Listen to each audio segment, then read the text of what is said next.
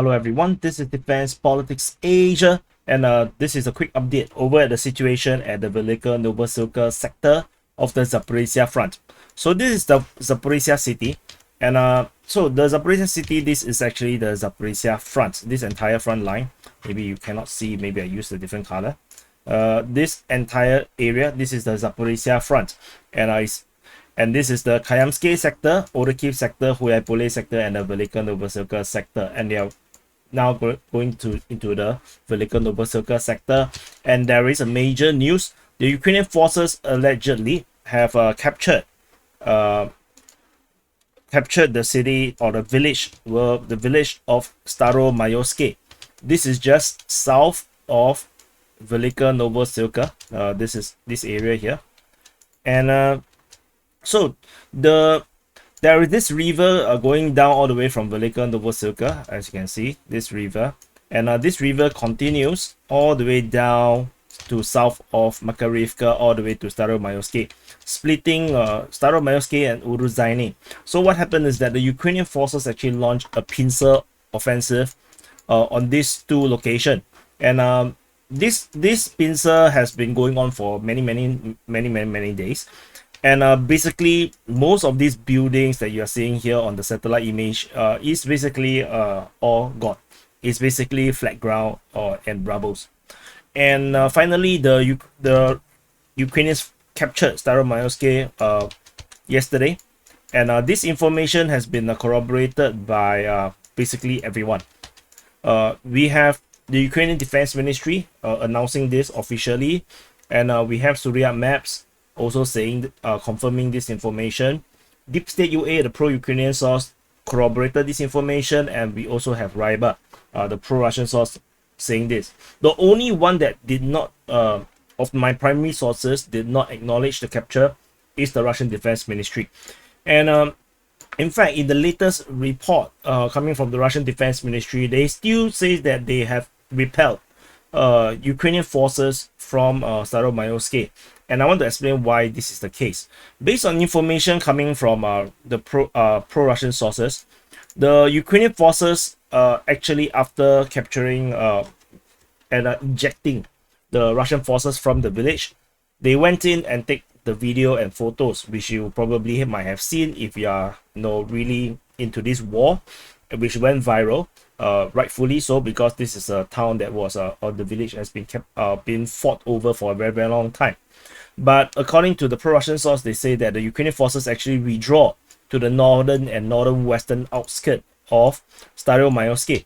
So after they take the photos and videos, they actually withdraw back to their prepared positions where the Ukrainians actually previously entrenched themselves in the siege of the village.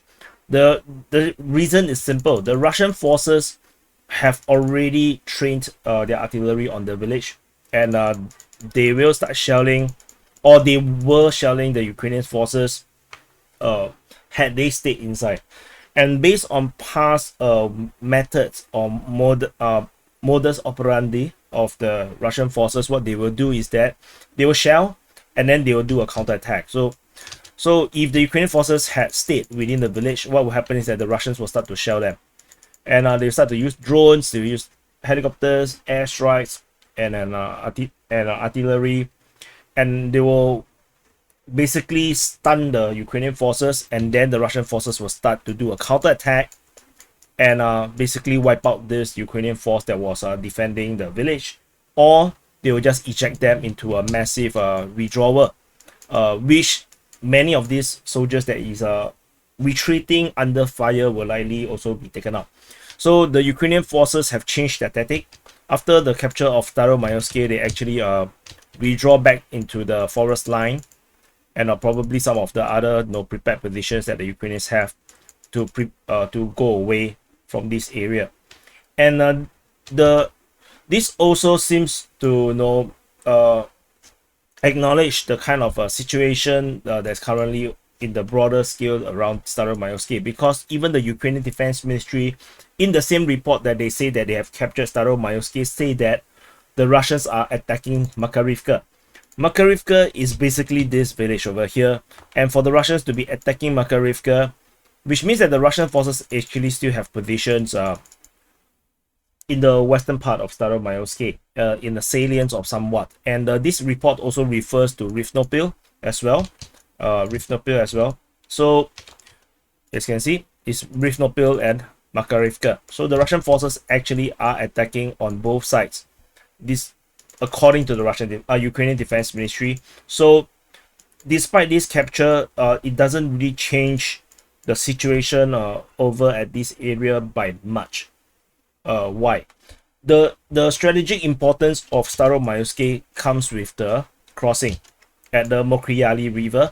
This crossing over here is why this town is so important, because this allows Russian or Ukrainians to actually link up the two forces or the two towns, and they can actually cross both sides to reinforce or resupply one another.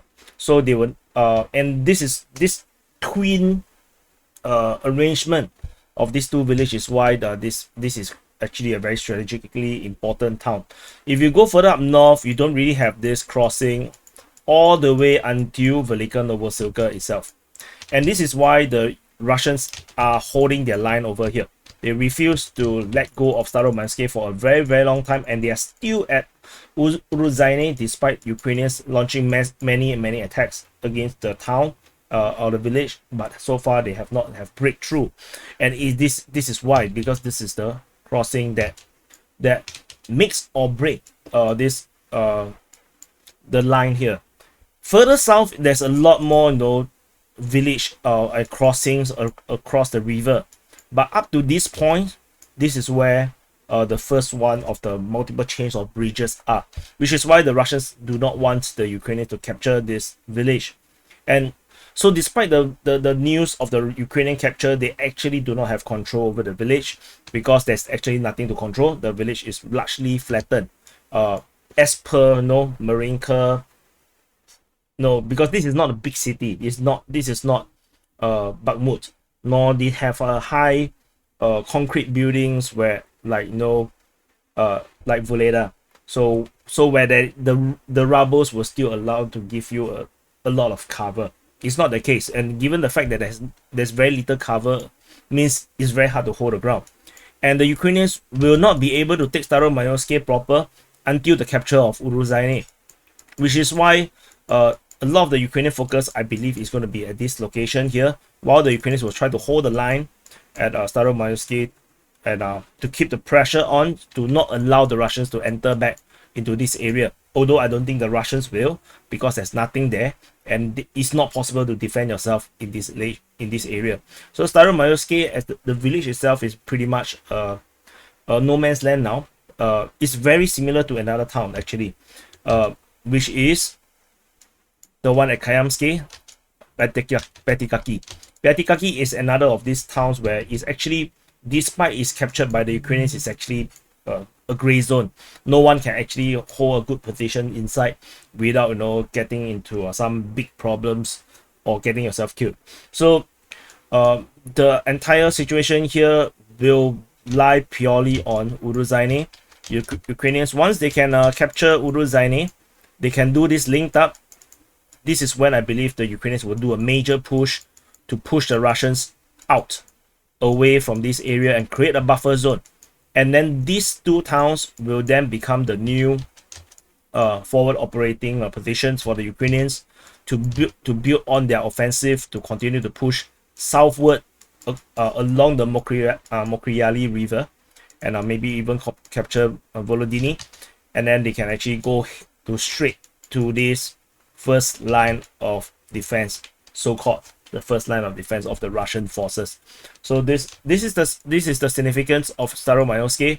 But ultimately, despite I said that it in reality is not a real full capture, but it is still a major achievement from the Ukrainians to eject the Russians totally out of the village. The Russians are not going to enter the village anytime soon, unless the Russians can eject the Ukrainians that is holding the defense line north and the northwestern part of Staromaiorske.